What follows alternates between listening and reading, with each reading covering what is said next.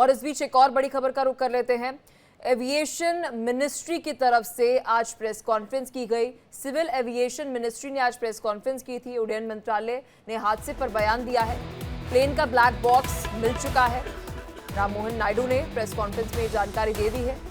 हर पहलू से, हर एंगल से इस हादसे पर जांच हो रही है। तो घटनास्थल सील है, ब्लैक बॉक्स मिल चुका है। ब्लैक बॉक्स की जांच से हादसे का पता चल जाएगा।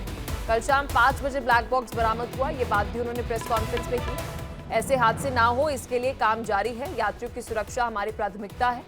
लेकिन सबसे बड़ी बात, इस उच्च स्तरीय जो गठन किया गया है, इसमें डीजी, अगर हम बात करें कि लेवल पर तो हम देख रहे हैं कि अधिकारी है यहाँ पर, लेकिन साथ ही गृह सचिव की अगुवाई में भी टीम बनाई गई है। तो ये बड़ी जानकारी आपको दे रहे हैं। ये सूचना प्राप्त हुई कि अहमदाबाद से गैटविक लंदन के लिए जाने वाला विमान दुर्घटनाग्रस्त हो गया है और इसकी विस्तृत जानकारी हमने एटीसी अहमदाबाद के जरिए ली तुरंत, जिसका विवरण मैं देना चाहूँगा आगे के 2 या 3 मिनट में। यह एक AIC 171 एक शेड्यूल्ड फ्लाइट थी अहमदाबाद से गैटविक के लिए और इसमें कुल 242 लोग सवार थे, जिसमें 230 यात्री थे, 2 पायलट और 10 क्रू मेंबर्स थे। इस विमान ने दोपहर 1:39 पर टेक ऑफ किया था और कुछ ही सेकंड्स में लगभग 650 फीट की ऊंचाई पर पहुंचने के पश्चात यह सिंक करने लगा, अर्थात ऊंचाई खोने लगा था। 1:39 में पायलट ने एटीसी को, अहमदाबाद एटीसी को, उसने मे डे अर्थात फुल इमरजेंसी की सूचना दी थी। एटीसी के अनुसार जब उसने विमान से संपर्क करने की कोशिश की, उसका कोई उत्तर नहीं मिला। घटना 1:40 पे होती है। 3 साढ़े 3 घंटे के भीतर हमारे मिनिस्ट्री ऑफ सिविल एविएशन के सारी टीम, पूरी टीम, हमारे आदरणीय मंत्री जो सिविल एविएशन विजयवाड़ा में थे एक इंस्पेक्शन के लिए, वहां से directly minister of state civil aviation जो यहाँ पे हम ऑफिस में थे, हम लोग कंट्रोल रूम पहुंचे और फिर 3 साढ़े 3 बजे के आसपास, 5:30-6 बजे के आसपास हमारी पूरी की पूरी टीम, जिसमें DGBS, DGCA और chairman airport authority of India, senior officers, मैं स्वयं, हम लोग सब लोग वहाँ पे उपस्थित थे, घटनास्थल पर उपस्थित थे। तुरंत एक हमारे यहाँ जो हमारा नियंत्रण कक्ष, कंट्रोल रूम जो है 0112461 04843 और 96503 91859 उसकी स्थापना की गई और जिसमें DGCA, BCS bureau of civil aviation security, CISF और एयरपोर्ट अथॉरिटी ऑफ इंडिया के, it's a combined team which started functioning almost immediately. और अहमदाबाद हवाई अड्डे का आपातकालीन नंबर और एयरलाइन का जो हेल्पलाइन नंबर था, उसको भी हम लोगों ने सोशल मीडिया और PIB के जरिए उसको हमने सबके साथ साझा किया।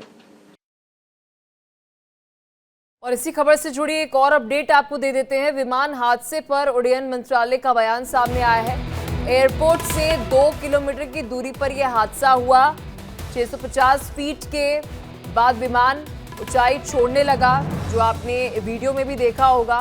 कुछ ही सेकंड में विमान दुर्घटनाग्रस्त हो गया। मामले में तेजी से जांच की जा रही है।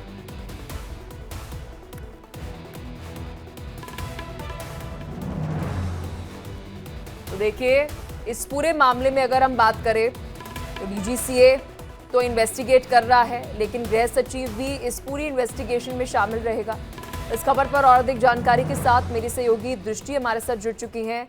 दृष्टि, क्योंकि देखिए अब जांच होगी और जांच में पता चल पाएगा कि किस कारणवश ये हादसा जो है वह हुआ है। DGCA के साथ साथ बताया जा रहा है गृह सचिव भी जो है इस पूरी जांच में शामिल होंगे और हर एक एंगल पर जांच होगी।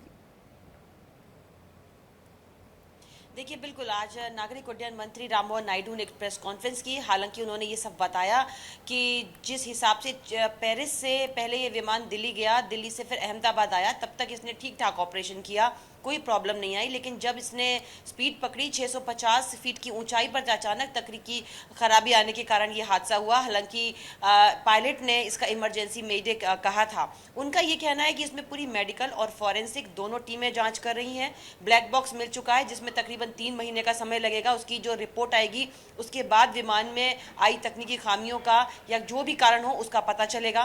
फिलहाल एक उच्च स्तरीय टीम गठित कर दी गई है केंद्रीय राज्य मंत्री के नेतृत्व में, जिसमें राज्य और केंद्र दोनों की सरकारें मिलकर के काम कर रही हैं।